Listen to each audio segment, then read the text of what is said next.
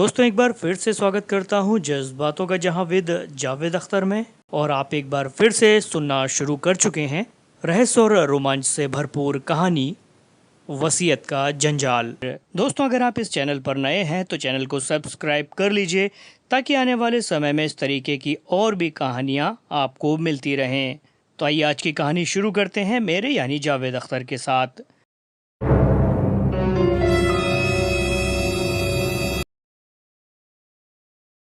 पहले कोई उत्तर नहीं मिला, फिर धीरे से दरवाज़ा खुला और मैं जड़वत बैठा रह गया। मेरे सामने सत्यवती खड़ी थी। सत्यवती ने अंदर आकर दरवाज़ा बंद कर दिया। कुछ देर वह खड़ी रही, फिर एकाएक आंसुओं से रोने लगी और रूंधी आवाज़ में बोली, ब्योमकेश बाबू, मेहरबानी कीजिए, कृपया मेरे भाई को बचा लीजिए। मैं उसके अचानक आगमन से सकते में आ गया था, लेकिन ब्योमकेश उठकर उसकी ओर बढ़ा। शायद सिर चकराने की वजह से उसने अपने हाथों को अंधे की तरह आगे किया। ब्योमकेश ने तेज़ी से उसके हाथों को पकड़ा और उसे कुर्सी तक ले आया। उसके इशारे पर मैंने पंखा चला दिया। पहले कुछ मिनट वह साड़ी से मुंह दाबे आंसू बहाती रही। हमने भी उसे शांति से संभलने का समय दे दिया। हमारे उठापटक के जीवन में भी ऐसी पहली घटना थी ये। मैंने सत्यवती को एक ही बार देखा था। उस समय वह एक आम शिक्षित बंगाली लड़की से अलग कतई नहीं लगी। ऐसी स्थिति में इस संकट की घड़ी में अपने सारे संकोचों को छोड़कर उसका सीधा हमारे पास आना न केवल कल्पना से परे था, बल्कि एक असाधारण घटना थी। संकट की घड़ी में अधिकांश बंगाली लड़कियां काठ की गुड़िया बन जाती हैं, किंतु इस दुबली पतली सांवली लड़की ने मुझे आश्चर्य में डाल दिया। उसके पैरों की धूल से सनी सुनहरी चप्पलों से लेकर उसके उलझे बालों के नीचे गुथी चोटियों तक उसके संपूर्ण शरीर में एक आभा झलक रही थी। उसने अपनी आंखें पूंछी और सिर उठाकर दोहराया, ब्योमकेश बाबू, दया करके मेरे भाई को बचा लीजिए। मैंने देखा, यद्यपि उसने अपने ऊपर नियंत्रण कर लिया था, फिर भी उसका स्वर कांप रहा था। ब्योमकेश ने धीरे से कहा, मैंने सुना है आपके भाई को गिरफ्तार कर लिया गया है। किंतु सत्यवती ने काटकर व्याकुलता से कहा, वे बेकसूर हैं, वे कुछ नहीं जानता, उसने कोई अपराध नहीं किया है। फिर रोने लगी। मैं देख रहा था ब्योमकेश भीतर ही भीतर काफ़ी प्रभावित हुआ है, पर बाहर से शांत दिख रहा था। वह बोला, लेकिन सबूत जितने भी मिले हैं वे उसी के विरुद्ध हैं। सत्यवती बोली, वे सब झूठे हैं। दादा धन के लिए किसी की हत्या कर ही नहीं सकते। आप शायद नहीं जानते वे कैसे व्यक्ति हैं। ब्योमकेश बाबू, हम दोनों काका की संपत्ति नहीं चाहते। हमें इस संकट से बचा लीजिए। हम जीवन भर आपके एहसान के तले जिएंगे। उसकी आंखों से आंसुओं की धारा अब गालों के नीचे बहने लगी। उसने इन आंसुओं को पोंछने का प्रयास नहीं किया। संभव है उसे इसका भान ही ना हुआ हो। इस बार जब ब्योमकेश बोला तो पहली बार मुझे उसकी आवाज़ में संवेदना की झलक दिखाई दी। उसने कहा, यदि आपका भाई वास्तव में बेकसूर है तो मैं उसे बचाने की भरसक चेष्टा करूंगा, किंतु वह बेकसूर है। क्या आप मुझ पर विश्वास नहीं कर पाए हैं? मैं अपने सम्मान की कसम खा सकती हूँ, दादा ये सब नहीं कर सकते। वह एक मक्खी तक नहीं मार सकते। एकाएक उसने नीचे झुककर ब्योमकेश के पैर पकड़ लिए। ब्योमकेश तेज़ी से उठकर एक और हो गया। ये आप क्या कर रही हैं? मेहरबानी करके ऐसा ना कीजिए। वादा कीजिए, पहले आप वादा कीजिए कि आप दादा को छुड़वा देंगे। ब्योमकेश ने सख्ती से उसे पकड़ा और उसको कुर्सी पर बैठा दिया। उसके बाद उसने सामने बैठकर स्पष्ट रूप से कहना शुरू किया, आप एक बात पर बिल्कुल गलत हैं। मैं वो व्यक्ति नहीं हूँ जो सुकुमार को छोड़ सकूँ। यह केवल पुलिस कर सकती है। मैं ये साबित कर सकता हूँ कि वह बेकसूर है, लेकिन इसके लिए ज़रूरी है कि मुझे सारे तथ्यों का पता चले। क्या आप अब तक यह भी नहीं समझ पाई हैं कि जब तक आप मुझसे सब बातें छिपाती रहेंगी तब तक मैं आपकी कोई सहायता नहीं कर सकता? सत्यवती ने आंखें नीची करके कहा, मैंने आपसे कोई बात नहीं छिपाई है। हाँ, आपने छुपाई है। उस रात आप कराली बाबू के कमरे में गई थीं और आपको उनकी मृत्यु का पता लग गया था, लेकिन आपने मुझे नहीं बताया। सत्यवती भयभीत आंखों से ब्योमकेश को देखती रही। उसके बाद उसने सिर नीचा कर लिया और चुप बैठी रही। ब्योमकेश ने अब आहिस्ता से पूछा, आप सब कुछ बताएंगी? सत्यवती ने आंख उठाकर कहा, कैसे कहूँ, वह सब कुछ तो दादा के खिलाफ ही जाएगा। ब्योमकेश ने आग्रह भरे स्वर में कहा, बात समझने की कोशिश कीजिए। यदि आपका भाई बेकसूर है तो सच्चाई उनका कुछ भी बिगड़ने नहीं देगी। आप निर्भय होकर सब कुछ बता सकती हैं। सत्यवती कुछ देर सिर नीचा किए बैठी सोचती रही। फिर टूटती आवाज़ में बोली, ठीक है, मेरे पास कोई और उपाय नहीं है। उसने आंसू भरे नेत्रों को पोंछा और अपने को नियंत्रित करके कहना शुरू किया। उस शाम दादा की काका से कहा सुनी हुई थी। इससे पहले काका ने अपनी वसीयत में दादा के नाम सारी संपत्ति लिख दी थी। इसको लेकर दोपहर में उनका मोती दादा से भी काफ़ी झगड़ा हुआ था। कॉलेज से लौटने के बाद जब दादा को यह पता लगा तो वे काका के पास गए और जाकर बोले कि वह संपत्ति केवल उसके नाम ना करके उन सबका बंटवारा कर दें। काका को इस तर्क से नफरत थी। जब उन्होंने दादा की दलील सुनी तो वे क्रोधित होकर बोले, तुम क्या मेरे से ज़्यादा जानते हो? क्या समझते हो? निकल जाओ यहाँ से, तुम्हें एक पाई भी नहीं दूंगा। दादा को यह उम्मीद नहीं थी कि काका इतने नाराज़ हो जाएंगे। उनके कमरे से निकलकर दादा फनीदा के पास गए। फनीदा अपंग हैं, वे बाहर नहीं जा सकते, इसलिए दादा शाम का समय उनके साथ बिताते हैं। फनीदा से आप शायद मिल चुके होंगे। वे कभी स्कूल तो गए नहीं, किंतु काफ़ी पढ़े लिखे हैं। उनके बुक शेल्फ को देखकर आपने अनुमान लगा लिया होगा कि उन्हें कितने विषयों का ज्ञान है। मैं कभी कभी अपनी पढ़ाई में सहायता के लिए उनके पास भी जाती हूँ। बहरहाल उस शाम दादा बहुत निराश हो गए थे और करीब 8 बजे मुझसे बोले, सत्या, मैं फ़िल्म देखने जा रहा हूँ, आधी रात तक वापस लौटूंगा, मेरे लिए दरवाज़ा खुला ही रखना। उन्होंने जल्दी खाना खाया और चुपचाप निकल गए। हमारा खानसामा रात का खाना समाप्त हो जाने पर सामने के घर में अपने गांव के दोस्तों के पास काफ़ी देर तक बैठा रहता है। यह मैं जानती थी, इसलिए दादा के आने तक मैंने इंतज़ार नहीं किया। 10 बजे तक मैंने खाने की मेज़ को साफ़ किया और ऊपर अपने कमरे में सोने चली गई। मैं अभी सोई ही थी कि कुछ आहट सुनकर मेरी आंख खुल गई। मुझे लगा जैसे दादा के कमरे से कुछ आवाज़ आई है, जैसे कोई भारी चीज़, मेज़ या बड़ा बक्सा फर्श पर खींचा जा रहा हो। यह सोचकर कि दादा शायद सिनेमा देखकर लौट आए हैं, मैंने फिर से सोने की कोशिश की, लेकिन जाने क्यों नींद नहीं आई। कुछ देर आंखें खोले लेटी रही। दादा के कमरे से और आवाज़ें नहीं आईं। मैंने सोचा दादा अब सो गए होंगे। घंटा भर भी बीता ना होगा कि गलियारे में मुझे फिर से कुछ आहट सुनाई दी, जैसे कोई आहिस्ता से चल रहा हो। मुझे आश्चर्य हुआ, दादा कब के सो गए थे? तो फिर कौन हो सकता है? मैं धीरे से उठी और दरवाजे की फाँक से देखा। दादा चुपचाप अपने कमरे में घुसे हैं और पीछे से उन्होंने दरवाज़ा बंद किया है। गलियारे में चूंकि चांदनी छिटकी हुई थी, इसलिए मैंने स्पष्ट रूप से दादा को देखा था। व्योमकेश ने टोका, केवल एक स्पष्टीकरण। क्या सुकुमार बाबू जूते पहने हुए थे? क्या उनके हाथ में कुछ था? नहीं, कुछ नहीं। कुछ कागज़ या बोतल? कुछ नहीं। क्या समय होगा? क्या आपने देखा था? सत्यवती ने कहा। इसकी ज़रूरत नहीं थी, क्योंकि सभी घड़ियों में 12 बजे के घंटे बजने लगे थे। ओह, सत्यवती ने अपनी बात जारी रखते हुए कहा, पहले तो मैं समझ नहीं पाई कि ये सब क्या हो रहा है। दादा 15 मिनट पहले आ गए थे, यह मुझे उनके कमरे से आई आवाज़ से पता लगा था। तो फिर अब वे कहाँ गए थे? एकाएक मुझे ख्याल आया कि कहीं काका की तबीयत तो ख़राब नहीं हो गई और दादा उन्हें देखने गए हों। काका को कभी कभी रात में आर्थराइटिस का दर्द होने लगता था और वे सो नहीं पाते थे। ऐसे मौके पर उन्हें सुलाने के लिए दवा देनी होती थी। मैं आहिस्ता से दरवाज़ा खोलकर काका के कमरे की ओर जाने लगी। वे हमेशा दरवाज़ा खुला ही रखते थे। मैं कमरे में घुसी, वहाँ अंधेरा था, पर वहाँ एक अजीब सी महक थी। मैं नहीं कह सकती वह कैसी थी, तेज़ तो नहीं थी, पर थी चारों ओर। क्या वह मीठी महक थी? हाँ, जैसे सिरप की होती है। हाँ, वही तो, क्लोरोफॉर्म। अच्छा फिर? लाइट का स्विच दरवाजे के पास ही था। मैंने लाइट जला दी और देखा कि काका पलंग पर लेटे हैं। मुझे लगा सो रहे हैं। उनके शरीर को देखकर यह बिल्कुल नहीं कहा जा सकता था कि उनकी, फिर भी पता नहीं क्यों मेरा दिल धड़कने लगा। उस महक ने मेरी सांसों में घुटन सी पैदा कर दी थी, जैसे किसी ने मेरे नाक पर गीली पट्टी लगा दी हो। कुछ देर मैं दरवाजे के पास खड़ी रही, अपने को समझाने की कोशिश करती रही कि यह महक दवा की है, जिसे लेकर काका अभी अभी सो गए हैं। मेरे पाँव काँप रहे थे, पर मैं बहुत सावधानी से काका के पलंग के पास गई। मैंने आगे झुककर देखा कि वह सांस नहीं ले रहे हैं। मैं कह नहीं सकती थी कि मेरे अंदर क्या हो रहा था। मुझे लगा कि मैं बेहोश हो जाऊंगी। मेरा सिर चकराने लगा था। अपने को संभालने के लिए मैंने आगे बढ़कर काका के तकिए को छुआ। मेरा हाथ उनके गले पर गिरा। मेरे हाथ में कांटे जैसी चुभन हुई। मैंने देखा कि उनके गले में एक सुई घुसी हुई है। सुई में धागा भी लगा है। मैं वहाँ और अधिक नहीं रुक पाई। मुझे नहीं मालूम कि कैसे मुझ में लाइट बुझाने और वापस अपने कमरे में आने की ताकत आई। जब तक मुझे होश आया तब तक मैंने अपने आप को पलंग पर बैठा पाया। मैं थर थर काँप कर रो रही थी। शेष बातें तो आप जानते ही हैं। मुझे दादा पर शक नहीं था क्योंकि मैं जानती थी कि वे यह नहीं कर सकते।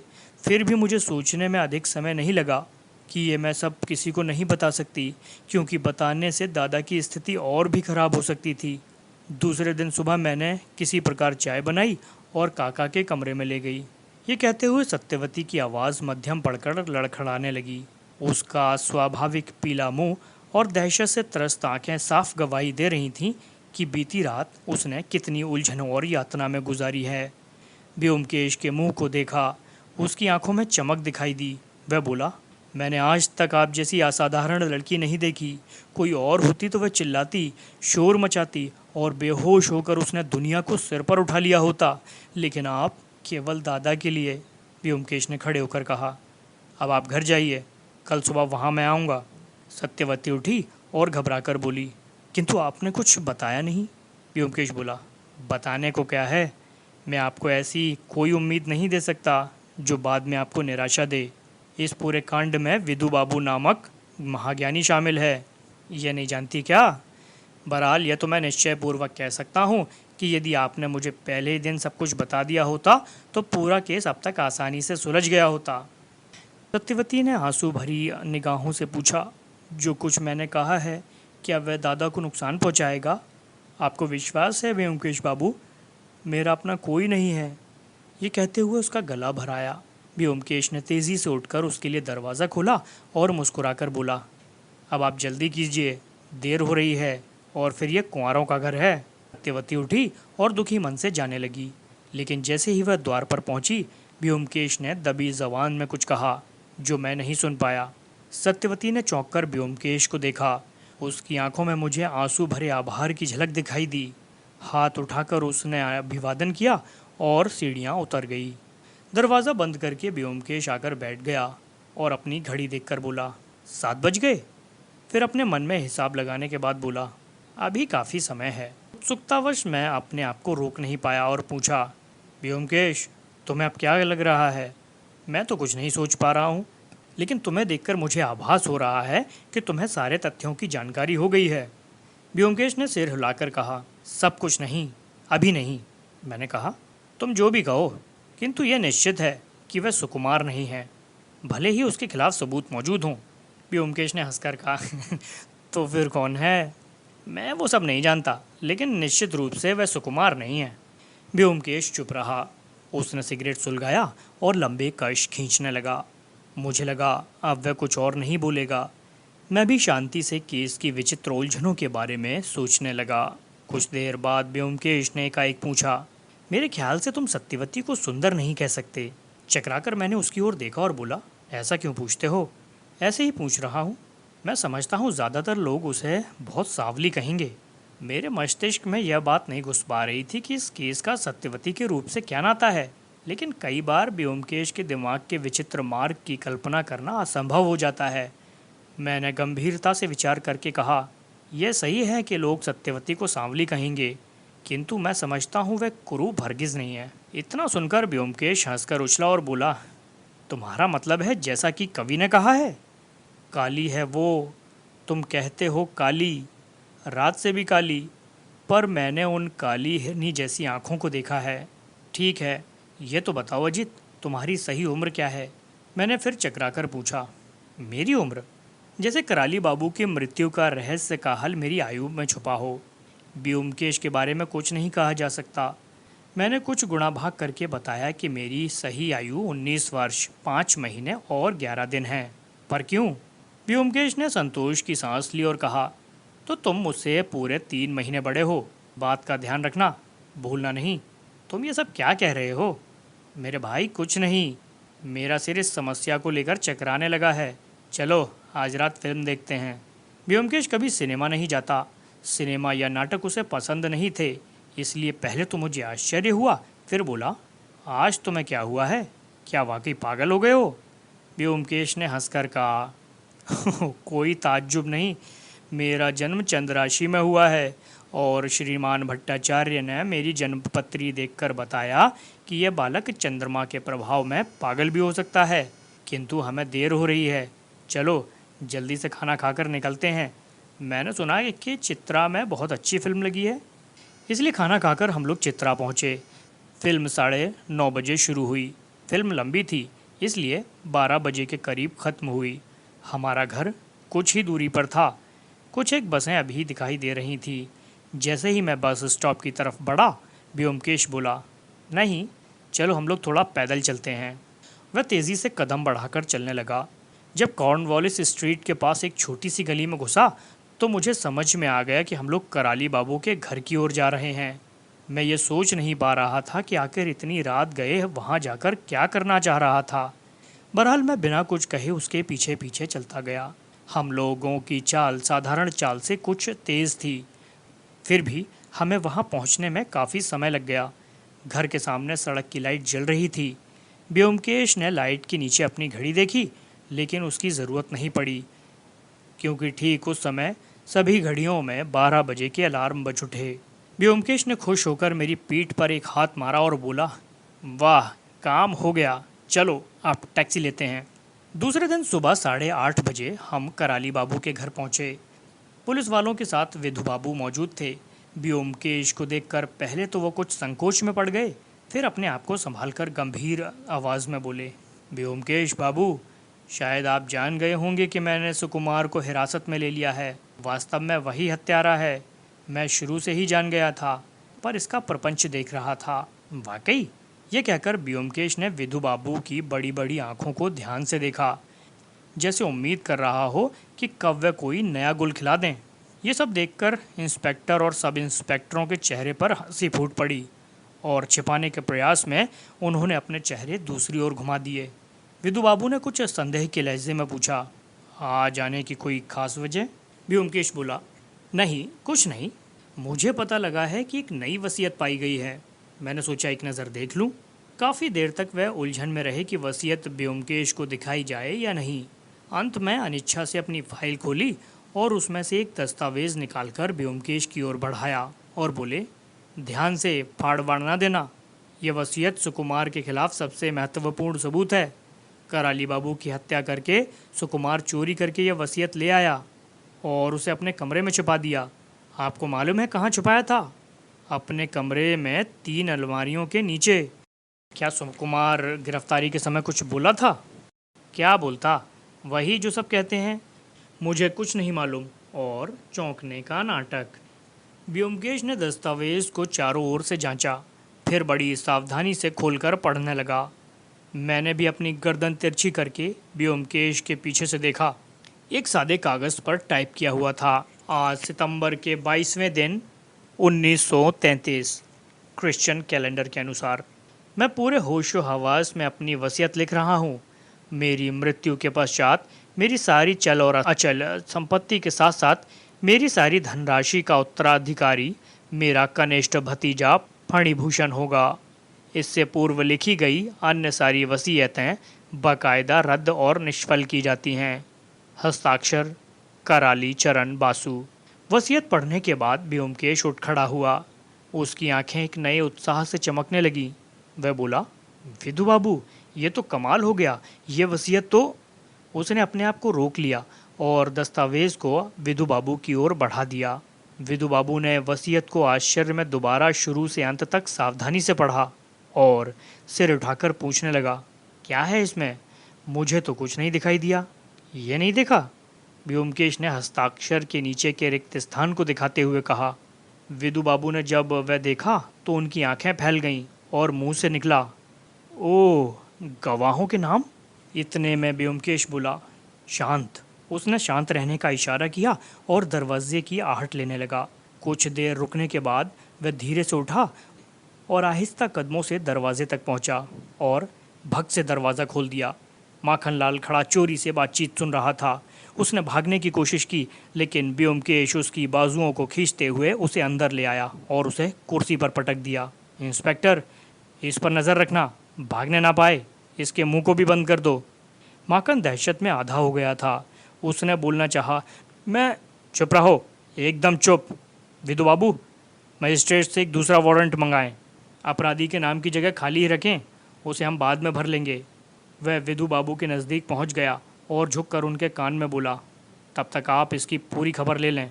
आश्चर्य भरे लहजे में विधु बाबू बोले, लेकिन मुझे समझ नहीं आ रहा है। बाद में बताऊंगा, इस बीच कृपा करके वारंट मंगवा लें। आओ अजीत। व्योमकेश तेजी से सीढ़ियां चढ़कर फणिभूषण के कमरे में पहुंचा और दरवाज़ा खटखटाने लगा। दरवाज़ा अपने आप खुल गया। हम लोगों को देखकर फणी चौंक गया। उसके मुंह से निकल गया, व्योमकेश बाबू। हम लोग कमरे में आ गए। अब व्योमकेश की फुर्ती प्रायः गायब हो गई थी। हंसते वो बोला, आपको ये जानकर खुशी होगी कि अब हमें पता चल गया है कि कराली बाबू का वास्तव में हत्यारा कौन है। फणी एक फीकी सी मुस्कान के साथ बोला, हाँ, मैंने सुना है कि सुकुमार बाबू को हिरासत में ले लिया गया है, लेकिन मुझे अब भी यकीन नहीं होता। यह तो है, विश्वास करना बड़ा मुश्किल है। उसके कमरे से एक नई वसीयत मिली है, जिसकी संपत्ति का हकदार आपको बनाया गया है। फणी बोला, यह भी मैंने सुना है। जब से मुझे पता लगा है, मेरा मन खट्टा हो गया है। महज कुछ 1000 रुपयों के लिए काका को जीवन खोना पड़ा। उसने गहरी सांस लेते हुए कहा, संपत्ति इन सभी पापों की जड़ है। मेरे लिए सारी संपत्ति छोड़ गए, पर मैं खुश नहीं हूँ। व्योमकेश बाबू, मैं चाहता था कि मुझे संपत्ति ना भी देते, पर जीवित तो रहते। व्योमकेश बुक शेल्फ के पास खड़ा पुस्तकों को देख रहा था। मन ही मन में बोला, सही है, सही है, संपत्ति कभी सुख नहीं देती।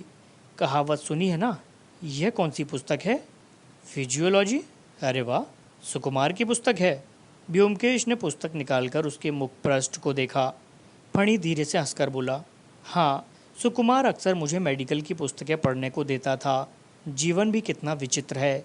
इस घर में केवल सुकुमार ही ऐसा व्यक्ति था जिसे मैं अपना मित्र समझता था, यहाँ तक कि अपने भाइयों से भी ज़्यादा। और वही।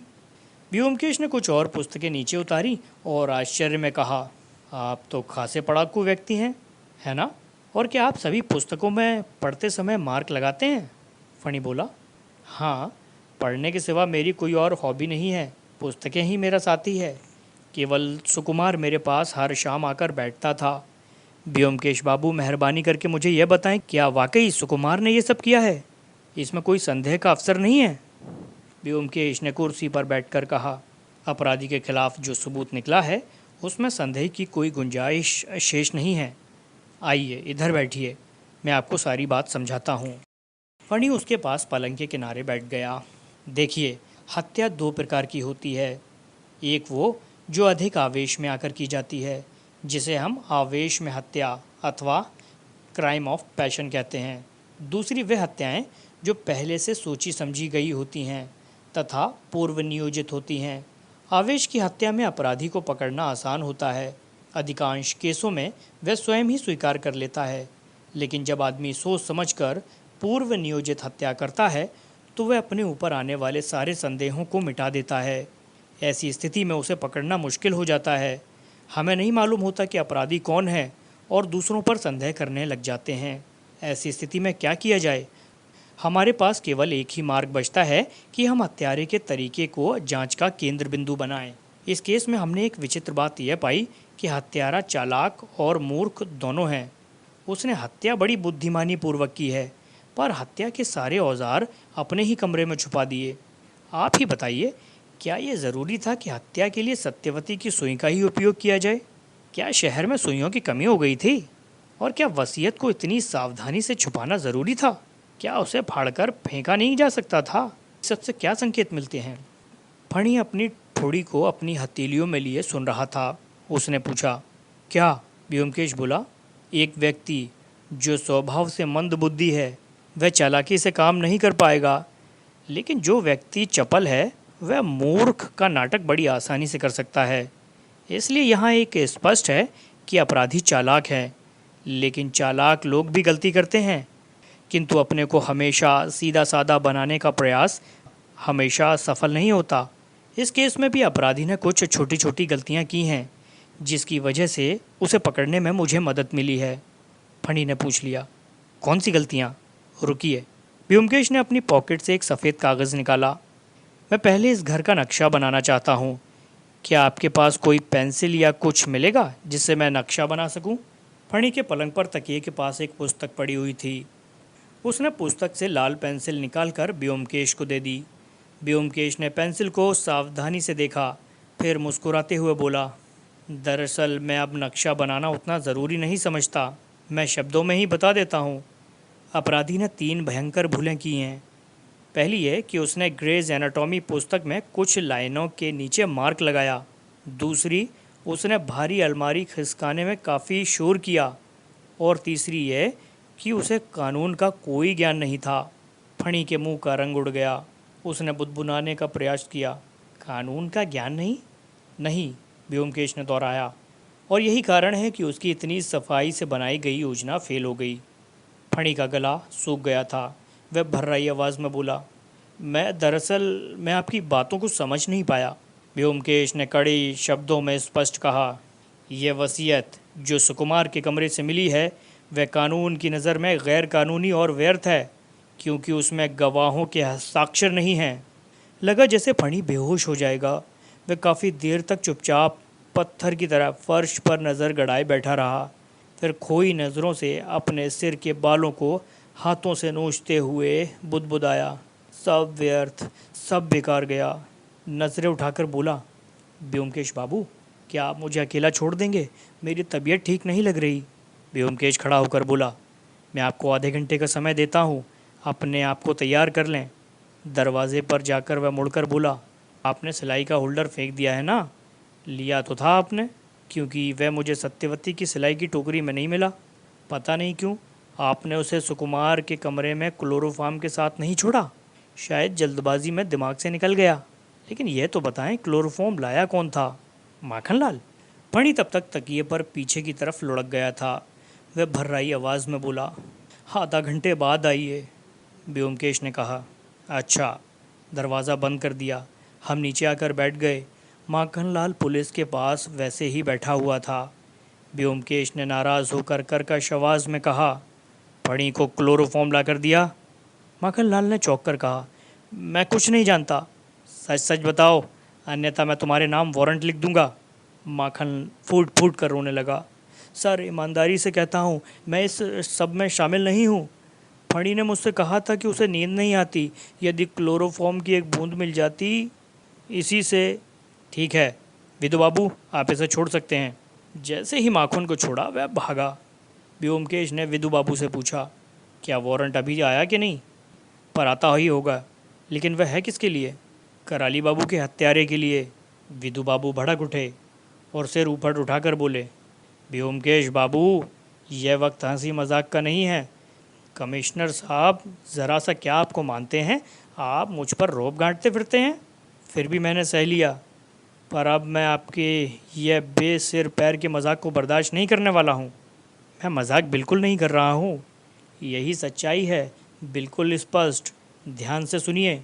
और व्योमकेश ने संक्षेप में सारी बातों का ब्यौरा दे दिया।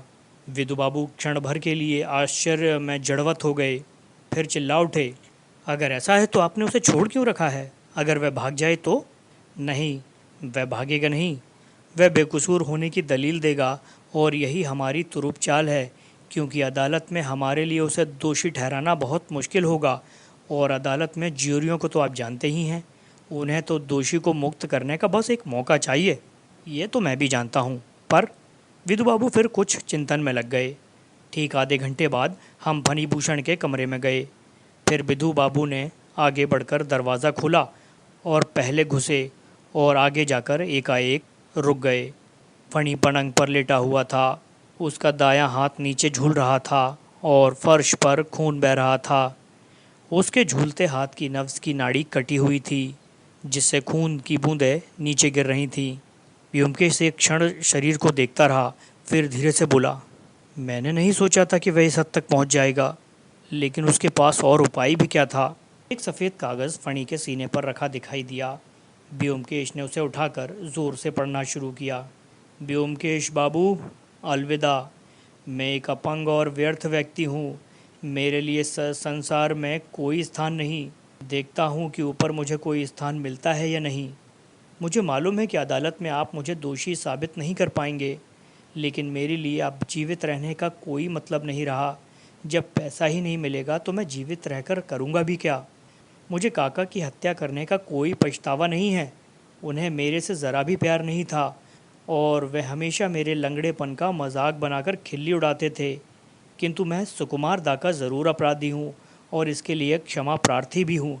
लेकिन मेरे पास उनके अलावा और कोई व्यक्ति नहीं था जिसके माथे यह दोष मढ़ सकूं। और फिर उसके जेल चले जाने से मेरा एक फ़ायदा और भी होता। यह लाभ मेरे मन में पल रही उस गुप्त इच्छा से संबंधित था जिसे अपंग होने के कारण मैं कभी जग जाहिर नहीं कर पाऊंगा। मैं ये नहीं बताऊंगा कि मुझे क्लोरोफॉर्म कैसे मिला।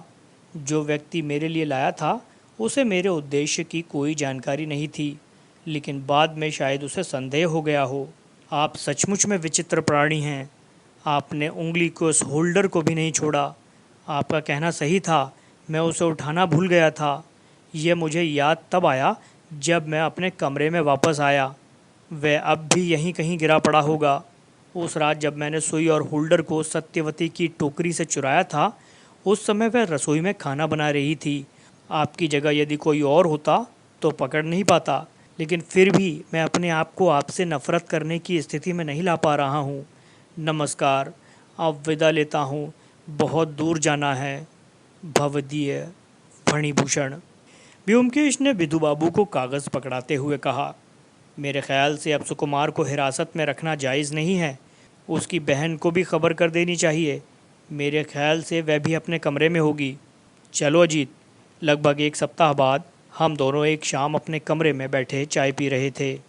पिछले कुछ दिनों से ब्योमकेश रोज़ाना दोपहर में कहीं जा रहा था। उसने बताया नहीं और मैंने पूछा भी नहीं। कई बार उसे कुछ गोपनीय केस मिल जाते थे जिसकी गोपनीयता रखने के लिए वह बताना उचित नहीं समझता था। मुझे भी नहीं बताता था। मैंने पूछा, आज भी तुम्हें जाना है? ब्योमकेश ने अपनी घड़ी देखते हुए कहा, हाँ। कुछ रूखेपन से मैंने पूछ लिया, यह कोई नया केस तुमने लिया है? लेकिन पूर्णतः गोपनीय है। मैंने विषय बदलते हुए पूछा, सुकुमार की रिहाई का मार्ग अब खुल गया है ना? हाँ, उसने ज़मानत के लिए अर्जी दी है। मैंने कहा, ब्योमकेश मुझे ठीक से बताओ, फणी ने यह हत्या कैसे की? मुझे विस्तार से समझाओ। अब भी मैं गुत्थी को सुलझा नहीं पाया हूँ। ब्योमकेश ने चाय की प्याली को मेज़ पर रखकर कहा, मैं बताता हूँ, शुरू से अंत तक सिलसिलेवार। उस दिन मोतीलाल ने कराली बाबू से झगड़ा किया था। शाम को जब सुकुमार को पता चला तो वह कराली बाबू के पास अपनी बात कहने गया था। पर जब कराली बाबू ने उसे कमरे से निकाल दिया तो फणी के कमरे में गया और लगभग 7:30 बजे तक वहाँ रहा। उसके बाद उसने खाना खाया और सिनेमा देखने चला गया। यहाँ तक तो कोई उलझन नहीं है ना? नहीं। रात में 8 और 9 बजे तक सत्यवती रसोई में थी। उस दौरान फरी ने उसके कमरे में घुसकर सुई और उंगली में लगाने वाला होल्डर चुरा लिया। उसने अनुमान लगा लिया था कि करालू बाबू इस बार फिर अपनी वसीयत बदलेंगे, जिसमें इस बार संपत्ति उसको ही मिलने वाली है। उसने फैसला कर लिया है कि अब वह उस खूंसट को अपनी वसीयत बदलने का अवसर नहीं देगा। फणी के मन में कराली बाबू के लिए नफरत थी।